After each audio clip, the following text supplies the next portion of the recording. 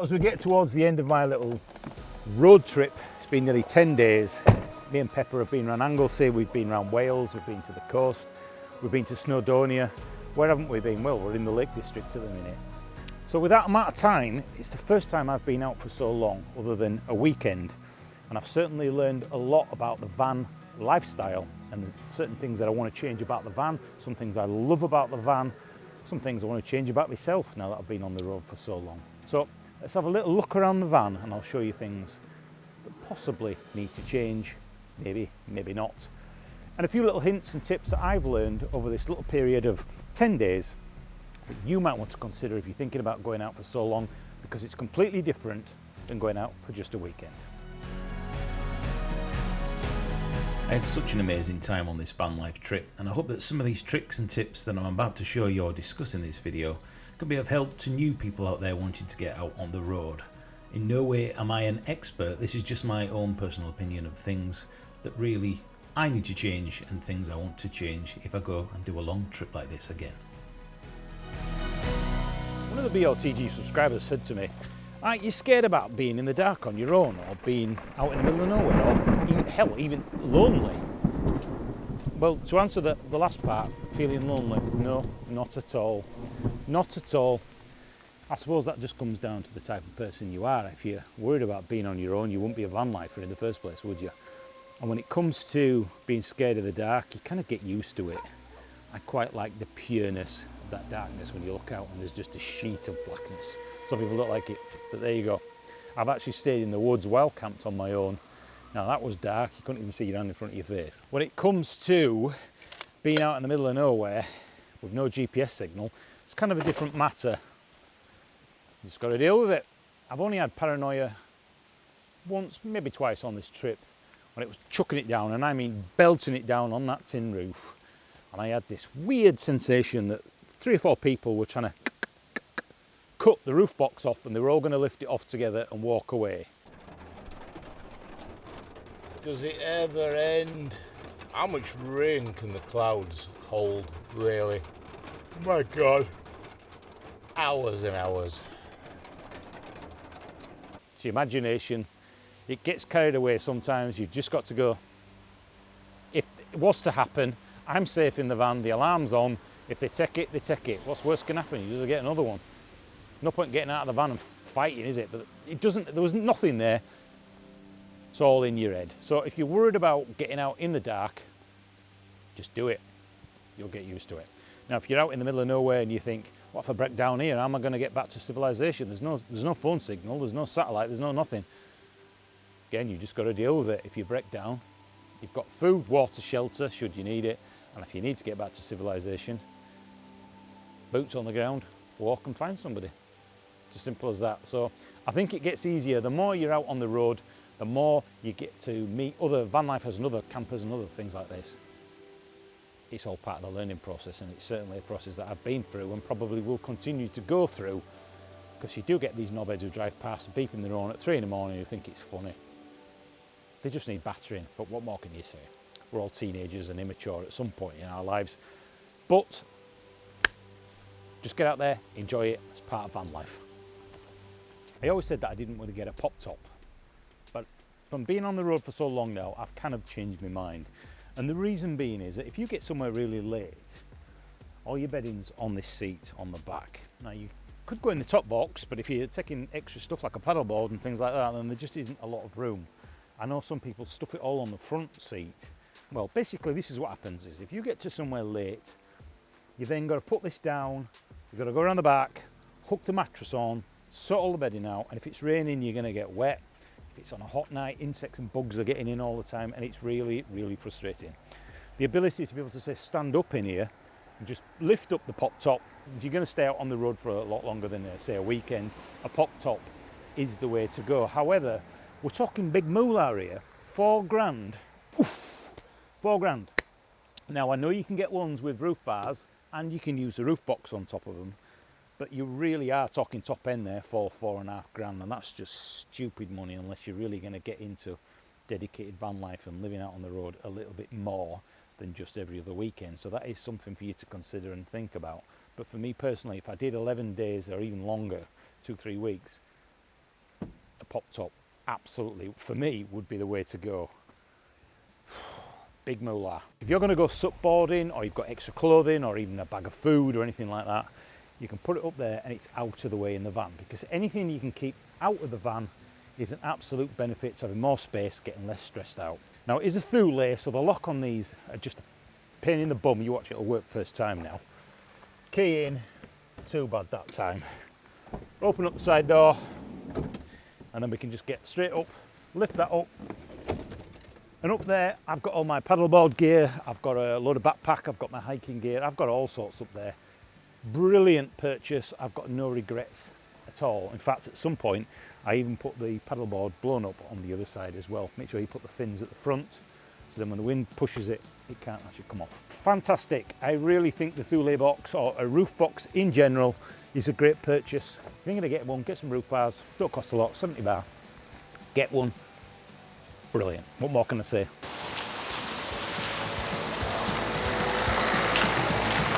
Where's that? I've just had that in my hand 2 minutes ago. It really does help if you get up in the morning, you have that routine, brush your teeth, wash your face, pack the bed up, ready to go, dressed. But one thing that's really become evident as I've been on the road in this van is not only my short temper when it comes to losing things, but I find that if I pick something up like a pencil and I'm going to write something down, and then I think, do you know what, I've left something in the top box. You know, they go into the top box, I get back in the van. Where the hell is that pencil? I find this kept happening again and again and again. I put something in here. I'm all done now. Go in the back, decide I need to get the camera charger out. Where have you left the camera charger? It's in the front. Go in the front, get that. Where have I just put that battery? Can't find the chuffing thing. End up going in the roof box or something else. And it's like, this really annoys me. It's something that I need to change, be more organised, or I've just, maybe it's, I need to improve my short-term memory on where I've actually put something. But I don't know if other van lifers find this, but I find I get so frustrated with myself. Like, where's that? I've just had that in my hand 2 minutes ago. And you may have noticed,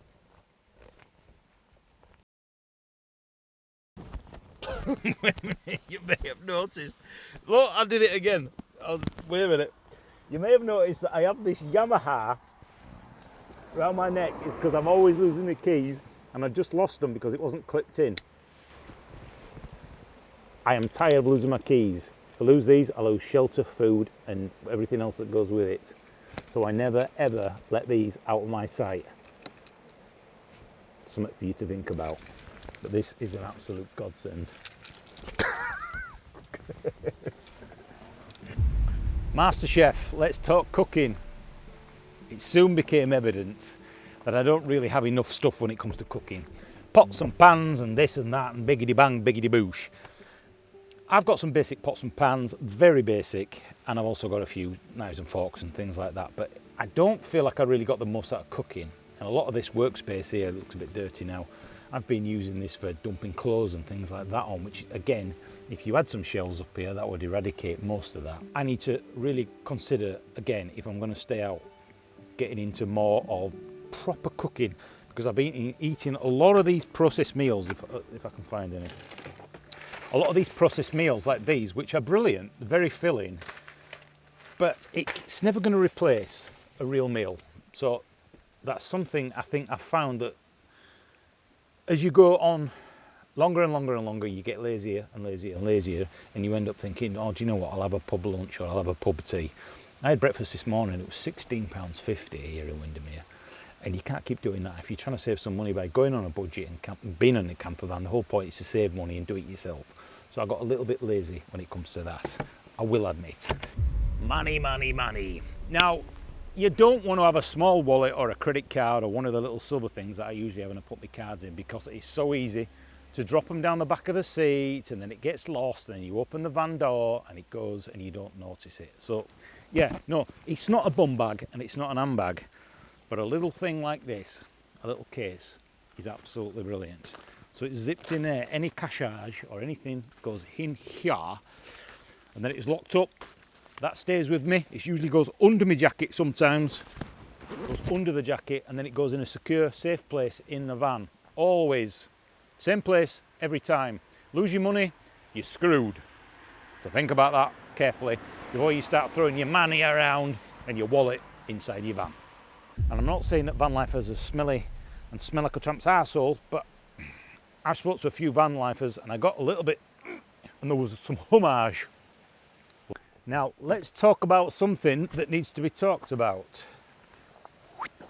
Personal hygiene. I made it a #1 priority that I was going to eat well, which I kind of failed at a little bit, and personal hygiene, I was going to keep up with it. Brush your teeth twice a day, wash your face, wash whatever, moisturise, sun cream, smidge. Those are the essentials when it came to being out here in the great outdoors, because I am very, very juicy. I don't just mean the foreign women, I mean the bugs and gnats and everything else. I'm very, very juicy, so I have to have smidge on all the time. Long story, I'm on antibiotics at the minute from going on the canal. Bah, bah, bah, bah, bah. Anyway, so I can see how it is quite easy to wear the same undercrackers, the same t-shirt for 2 or 3 days and then change over. Of course, here during our journey we went to a sports centre, and £2.50 for this, so it's out there, it's available, and you could go to the laundrette and all this and all this. And I tried to keep a system where dirty clothes go in a dry bag, go in the boot, so everything goes in there, everything goes in there. If you're going paddleboarding and all this and you're going into a fresh water stream like a waterfall, you can wash yourself, wash your clothes.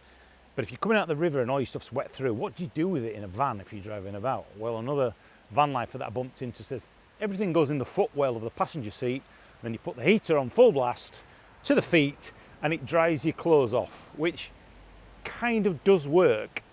But if you're going head over tit with a wetsuit on into a river, it doesn't matter how much you wring it out, it's wet for a long time, and then the inside of your van gets damp and all this sort of stuff, and then you need the bean bags that I've got to stop the condensation in your van. So these are other things you need to consider. When I was in, where was I? Forgotten where I was. I've been all over the place. I took my wetsuit on a night time and I actually tied it to the back so it blew around in the wind, which is great, but then you get that as it blows around and it keeps you awake on a night time. So these are all things you want to consider. Even a washing line you could do, let the wind blow it out, freshen it up a little bit. So that's something you need to think about. Personal hygiene, you've really got to keep on top of it when you're van lifing. And I'm not saying that van lifers are smelly and smell like a tramp's arsehole, but I spoke to a few van lifers and I got a little bit, and there was some homage. We'll say no more age.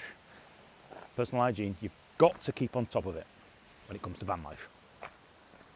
Another great purchase that I got for the van was this sort of organizer. You get them from Amazon or places like that. It attaches to the back of the seats and you can put all sorts in there. I've got tea bags in here, I've got aftercare sun, I've got toothbrush and some stuff in there that you're going to want every now and then when you get up in the morning. I've got room for a laptop. You can get a laptop in one of these and it just holds it, so when you're in bed and the bed goes down, you've got room to put everything in. More storage you can get in these vans, the better. I've also got these little hooks that go on the back of the headrest, which are great if you've got a bag of shopping or some food. You can hang stuff, even a jacket when you get in. Just hang it on these. It is great. So more gadgets, more clips, more hooks, more this, more that. It's an absolute benefit. Another thing that I wish I'd got in this van, or I will be getting in the van, is I'm going to get another shelf up here. I've noticed a lot of vans have a shelf in there. But again, you can put food in there, tea bags, all this stuff. And yes, I've got it in these bags. But if you want your van to look neat and tidy, it really gets on my nerves when I have to put them in these bags and it's hanging down, aka this. It would be great to have that up there in order to be able to put stuff in. I see that a lot of other vans have got in there.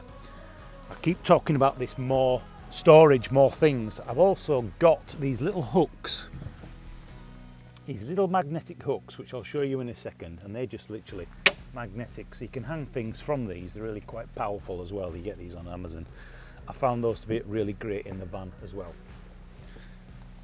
So, as our journey comes to an end, would I do it again? Absolutely, I would do it again. I did absolutely no planning at all, barring, I think I want to go down the coast here, here, here and here, and then we'll go to Anglesey. Oh, I fancy going to Snowdonia. Oh, I fancy going here, I fancy going there. The freedom that a van brings you is just incredible. You can go paddleboarding, you can go hiking, you can go here, you can go there, you can have a cup of tea, you can sit and watch and do whatever the hell you want when you've got a van. Worth every penny.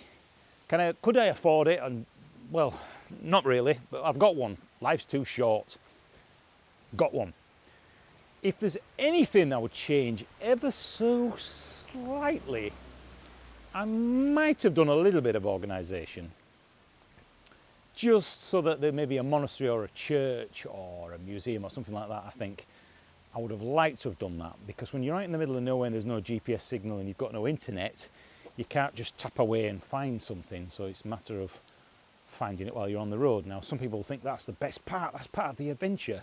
And other people think, well, I wish there was a little bit of planning, because you've missed so many goodness out there on the roads. But either way, fantastic. I really do wish that I could have stayed out for, say, 2 weeks and made even more of a journey out of it, because I'm just getting into that flow of knowing where to put things, he says. Knowing where I've put things, the process of when I get somewhere, sorting the bed out, sorting the food out, the electricity, sorting the cameras out, doing this. I've got a flow now and I'm really enjoying it. And I'm enjoying that freedom of just going where you want, when you want. You don't have to answer to anybody. And what I've tended to find is that I go to a location that I want to visit. I want to go Derwentwater, I want to go paddleboarding. So I'll get here, then I'll go onto the Find for Night parking app, find somewhere close, and sometimes it's 20 minutes away, which is fine. And then you know where to come back. Speaking of the app, Park for Night, get rid of it. It's garbage. Waste of time. They should completely change the app and call it Park for Day, because everyone you click on, you cannot park here at night, you cannot park here at night, you cannot park here at night. Frustrating, absolutely frustrating. They really need to look at that, because if you're going to pay a subscription, you don't want to be searching around for hours and hours and hours trying to find somewhere. But then again, I have used it and found somewhere to park, and I probably will hopefully find somewhere tonight here near Derwentwater or even in Keswick. Otherwise, you can just drive around. I've just passed a camping site that said £9 to stay. It's safe, it's secure, it's locked up. There's other vanlifers and campervans there, so you know there's nothing bad's going to happen. You can have a bit of a crack. What I have learned is that a lot of these campervanners are brilliant people. They're a little bit like when I used to be a motorbiker, or I was going to say like a mountain biker, but half that community is toxic. You know it is. The vanlifers are brilliant. You can have a chat. I've talked to a Gurkha, I've talked to somebody, a fellow ex-para, I've talked to loads of ex-military people all over the place. I don't know why they're all into van life, but there are a hell of a lot of them. They love the outdoorsy survival aspect to it. So there's a great community when it comes to van life, just as there is when it comes to paddleboarding. But I've waffled enough. I've really enjoyed my time with Pepper. I've had zero issues, and the video will be out there about what the problems were and how we fixed it. I wouldn't really change anything. I don't mean on the van, I mean in the aspect of getting out there and experiencing new things, and just the pleasure of being out on the road. Fantastic. I've done nearly 1,000 miles, and I don't know what it's cost me, maybe £200 in fuel, if that. Fantastic, absolutely brilliant, and I can't wait, really can't wait to go on the next adventure, or maybe, just maybe, some of the BOTG Patreon adventure group members who've now most of them have bought campervans now, and some of them are getting subboards. We can go off on an adventure together maybe next year, or even later into Christmas, or towards Christmas. But thank you all if you've made it this far in this series of videos. I've put my heart and soul into it. I hope we could make it to 5,000 subs. 10,000 would be incredible. I know I'm not a beautiful blonde anymore, or a tiny little brunette. I don't have the eye candy, but I hope I am honest enough with my candor here on the videos that you get a real feeling for what it's truly like, and not just showing you the highlights, bit of this, bit of that you get on Instagram and on most of the van life videos. You know what I'm talking about. Anyway, it's time for me and Pepper to find somewhere to stay tonight. I'll see you in some more videos on the BOTG Adventure channel. It's goodbye from me, it's goodbye from her, it's goodbye from Pepper. See you on the road. Remember, life is an adventure. Let's go, Pepper, let's go.